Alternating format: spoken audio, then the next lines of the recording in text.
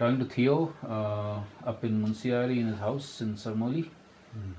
Theo, I think you're very disturbed these days with this Pancheshwar Dam. You want to talk about that?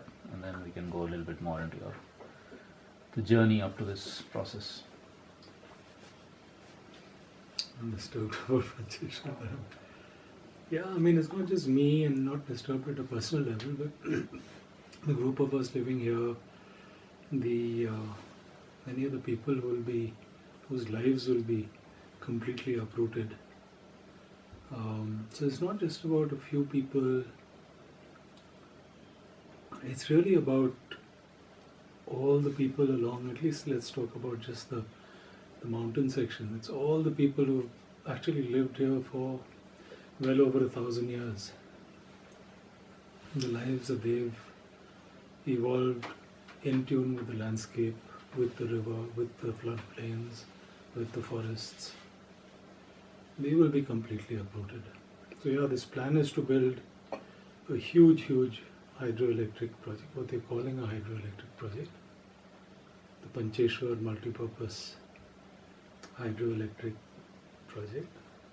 But actually there are many agendas that are joined with it, some of which are added on just to kind of give it kind of justification, but others that are not even mentioned. Like? For example,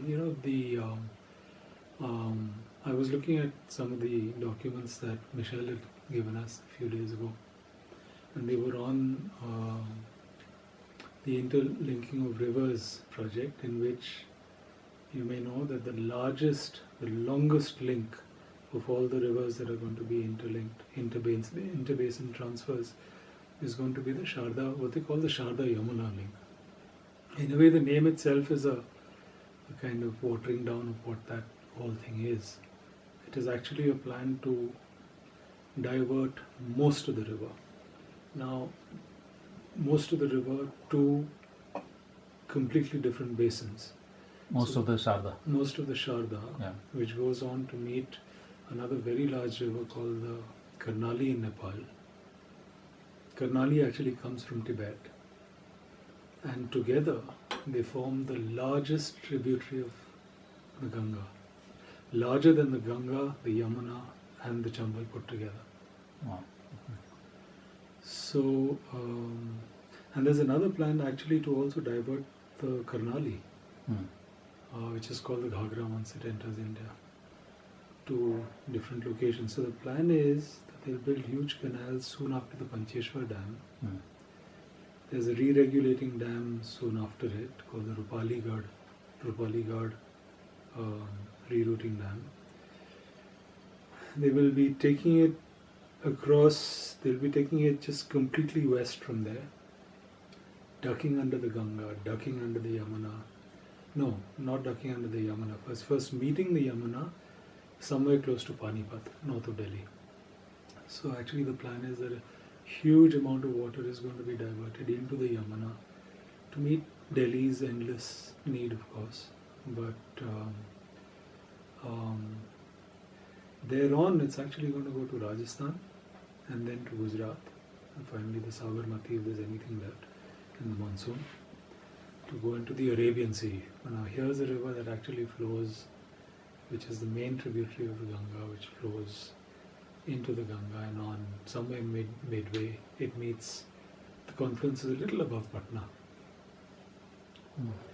So looking at actually the flows, I mean, it's obvious that, with this whole talk about diverting surplus water to deficit areas is a big kill. There is no such thing as a surplus in terms of what a river is, because the floods or whatever, the spate is a natural part of how a river is and how it flows. And the converse, is there something like deficit areas? Yeah, so they are casting places like Gujarat and Rajasthan as deficit. It's not that the river is deficit, it's as if rainfall should be like equal everywhere. Like a person should have hair evenly all over their body. So yeah, actually that is not mentioned either in the DPR nor in the EIAs, whereas that's one of the biggest reasons why they're building this. Mm. Hydroelectricity isn't viable anymore. Why? I was reading that the price of hydroelectric power is more than twice, 2 to 3 times more than solar and wind energy already. And solar and wind energies already in India constitute a larger share than hydroelectric power. And this is just the economic cost. It doesn't count the ecological and all. Not at all. Just briefly, what are the ecological or human costs of the dam? The ecological you mentioned in terms of diversion, but other than that? Yeah, I think the human costs have to be looked at in terms of the larger build-up of hydroelectric projects along the Himalaya. You look at it historically from the Beas, the Bhakra, the Sutlej and the Beas, where the Bhakra was built, where the Pong Dam was built. They have actually drowned the very best agricultural lands in those mountain areas. The widest and places where there have been old kingdoms because there was so much agricultural land. There was agriculture surplus. There were relatively ancient cultures there. So, and then you come further east and you look at Tiri. It's did you see that valley before the dam was made? The very best agricultural land in Garhwal. And now they've come to the very best agricultural land in Kumaon and in far west Nepal.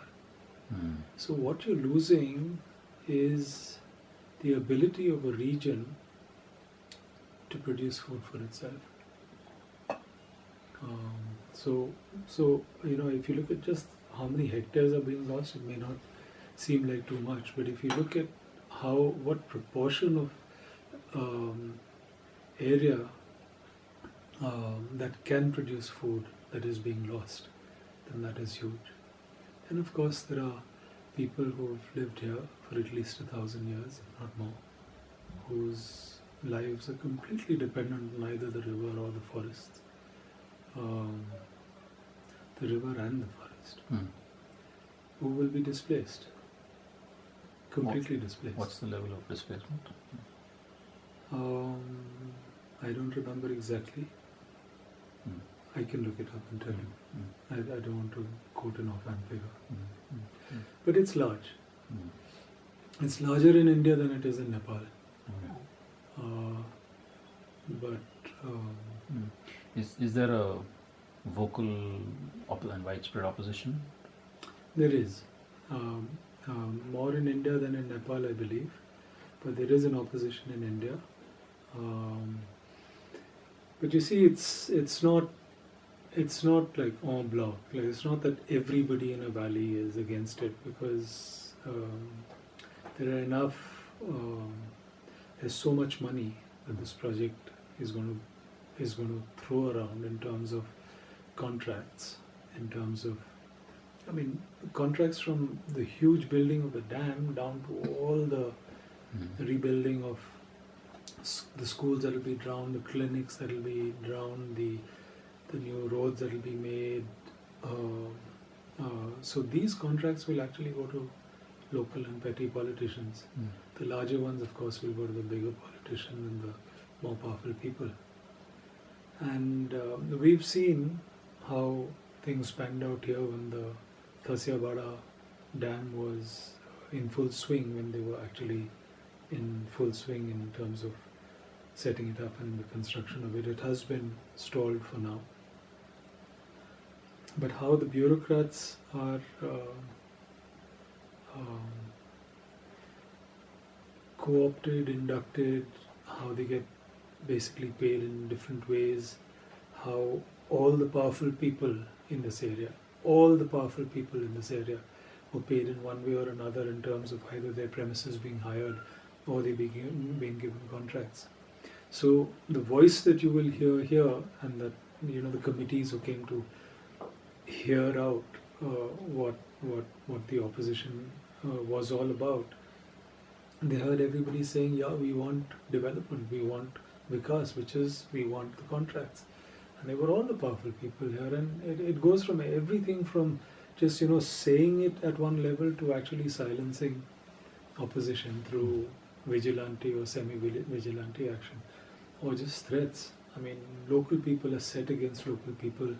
There are informers who are paid by the system. Everything down to small jeeps being hired to carry people around. Those jeep guys are also in it. So it actually runs all the way down. And I think that is what plays itself out in every place and will play itself out in the Pancheshwar thing as well. There's so much money in so many things, so many government departments, from the forest department for compensatory afforestation to there's the other Catchment area. catchment area treatment plan. The kind of money that's even in that, so they're also in the game. So you won't hear a unified voice saying, no, we don't want it. You'll hear many voices that say we want it, all carrying it in the narrative of Vikas, development, we want development. And the actual people who are going to be displaced and affected, even amongst them divisions are created. But if there is a voice, it's amongst them. And then of course, in this case, there is a strong voice from Pithoragarh, because Pithoragarh is going to get surrounded by the dam waters. I mean, it's a huge dam. It's the largest dam in the world. The impoundment up this valley, up the Kali, will come up 80 kilometers up this river. Wow. It'll similarly go up the Saryu, similarly go up the Chamelya, drowning out all those massive, beautiful floodplain agriculture villages there. So those people are protesting. So let's see where it goes. Let's take a step back. I mean, this is a current one of your current involvements, but you've been here in the Gori Valley, Gori River Basin for the last 3 decades, almost 2.5. 26 years, yeah. So, just a little bit about, what's your journey with regard to, let's say, rivers? The central focus of your work on rivers, river basins, flora and fauna, etc. Just give us a nutshell. Yeah, I think when we came here, we'd in a way we'd already come with some experience of working in watersheds, different parts of the country. Gujarat, I had come from working in Gujarat. So already there was an inkling of sorts of the centrality of a river in a basin. In a way, it was, as I like to say, the central narrator, the sutradhar of everything that's happening along a river basin. If you know what to look for, if you look closely enough, you can see it in the river, in the state of the river, and in what the river carries and what it tells you. And early enough, when we were trying to understand this place, we took a few years to try and understand the lay of this river basin, what kind of forests it had, how they differed across altitudinal gradients, what that meant in terms of biological richness. We also had an interest in looking at the river and understanding the life in it. So very early, actually, we began looking at the river, and we got somebody to help us begin to teach us how to look at a river and how to look at fish diversity, or to look at everything. Overturned rocks to see stonefly larvae or whatever else, to understand stream orders, which we spoke about a few days ago. So that interest was there right from the beginning, but it's only grown because everything we did, in a way, reinforced the central role of rivers in a landscape. And we also saw how people were connected, or how they differentiated themselves, either along a river or across the river. So it was a meaningful and useful way to look at a landscape. So beginning with with understanding diversity in a river, you might recall we were invited to look at the Alen Duhangan project in Himachal Pradesh, where there was a company that was hired to do an EIA, which is a crazy thing actually, that the project proponent hires an agency to do an EIA and they pay them, so actually they get them to do what they want. But I think there was some resistance in one of the valleys where they said, look, it hasn't been well considered, and then a couple of people, I think you might have been amongst them, suggested that we have a look as well and have our say. So we actually did a year-long study there where we learnt a lot, and we also came up with some very essential things, saying that this cannot be. I mean, at one level it was completely disregarding the people who were in one of the streams, and on the other hand it was saying that it had no impact on fish, that there were no fish there. We of course found plenty of fish there, but that apart, it was more than just about fish. It was about the smaller order stream orders and what part they play in an entire the fractal river ecosystem. So that was of course a huge learning for us as well. And then the dams, we heard of the dams that are coming up along our river. And Malika and Ram and some of us, we actually tried to join effort with some of the villages where we had been working before. So they knew us and we knew them. To join effort with them in terms of what they were saying and joining our voice with theirs. We also had a look at their EIA, and because we had taken part in an exercise that you had been instrumental in setting in place, the NBSAT process, we'd actually done a year-long biodiversity log of this area. So from that understanding, we were able to look at the EIA and see how completely shitty it was. What a sham it was. So we called that out. We called that out in writing. And so I think that voice, along with the voices of people, was able to stall the Khasiabara project, which was a great encouragement of sorts. But we also know that that's only something that's happened in time, and there's moves afoot to revive it, and let's see how that goes. And then there's always, this along this river, just the Gori, there are plans for 7 large and medium hydroelectric power projects, and around 30 are the smaller ones.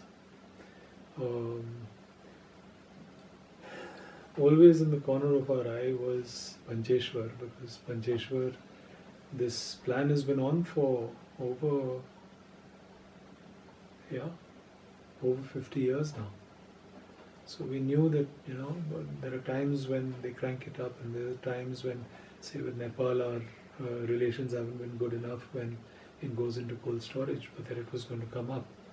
Now with Narendra Modi making public pronouncements of how he's all for it, and he's pushing it actually at every level, even the PMO, it's been fast tracked, and they've reconstructed the EAC, which is the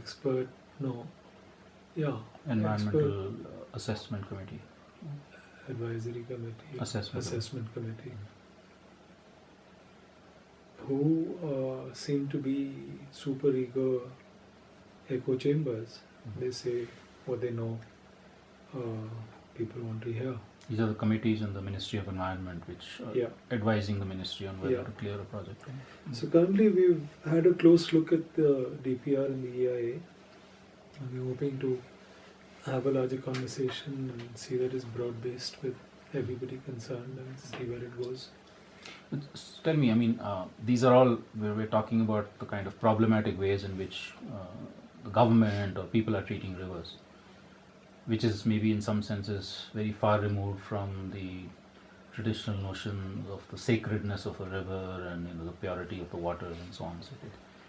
If you were to sort of recast the way in which a river is to be treated, how would you do it? Suppose you were the Prime Minister, for instance. How would you, or the person in charge of planning the Gori Basin, how would you do it?